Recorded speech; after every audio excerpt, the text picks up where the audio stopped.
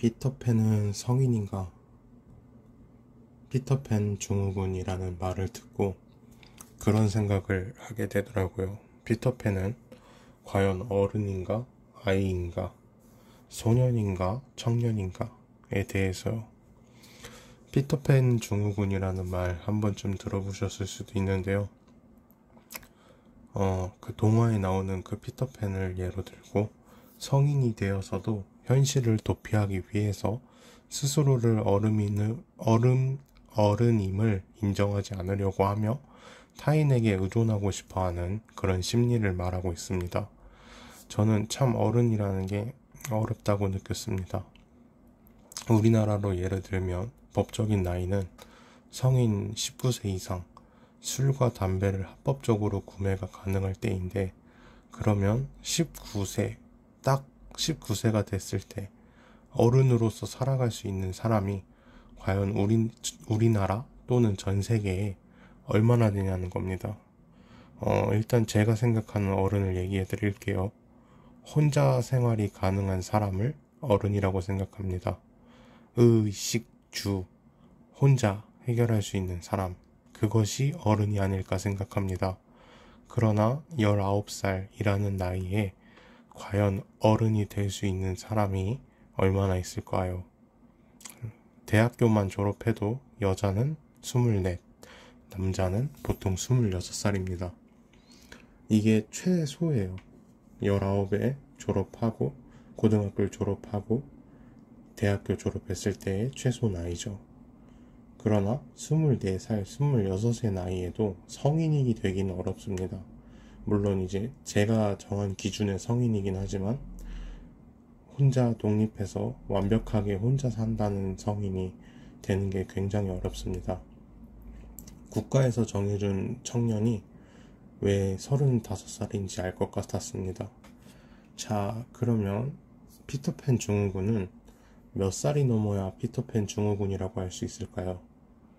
대학교 학비를 부모님이 내주고 대학교를 다니는 것도 어른임을 인정하지 않고 타인, 부모에게 의존하는 게 아닐까요?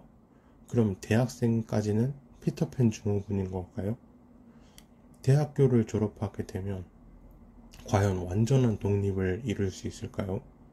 직장을 다니면서 또는 독립을 했을 때 결혼 자금, 부모님에게 한 푼도 의존하지 않고 결혼을 할 수 있는 사람이 얼마나 될까요? 아마 정말 없을 거예요. 또는 결혼을 하고 나서도 부모님이 금전적으로나 아니면 또는 물건, 육아에 필요한 물건이라든가 애기 분유값이라든가 이런 걸 보태줄 수도 있죠. 그러면 결국에는 또 부모님, 타인에게 의존하는 현상이 일어난다는 거죠. 그러면 제가 생각하는 피터팬 증후군은 그냥 사회적인 현상이 아닐까 이렇게 생각을 해봅니다.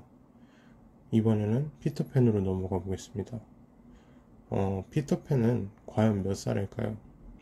네버랜드에서 꿈과 공상의 속을 자유롭게 누비는 영원한 소년, 어른이 되지 않고 싶은 피터팬. 그러나 그는 이미 어른일 수도 있습니다. 그가 어른인 이유는 아이들이랑 함께 살고 있지만 그는 네버랜드에서 대장 같은 역할을 가지고 있으며 의식, 주, 세 가지를 혼자 해결하고 있습니다. 그가 19세가 아닌 나이라면 그는 이미 성인으로서 일을 해내고 있다는 것이고 19세가 이상인 소년으로 멈춰 있다면 그는 성인의 역할을 하고 있다는 것이죠. 네버랜드라는 자연 속의 환상의 나라? 환상의 나라에서 자연인으로서 살고 있는 거죠. 부모의 도움을 받지 않고 말이죠. 또한 그는 부처 또는 예수, 그런 사람의 성인, 그런 사람들을 성인이라고 하죠. 근데 피터팬도 성인일 수가 있습니다.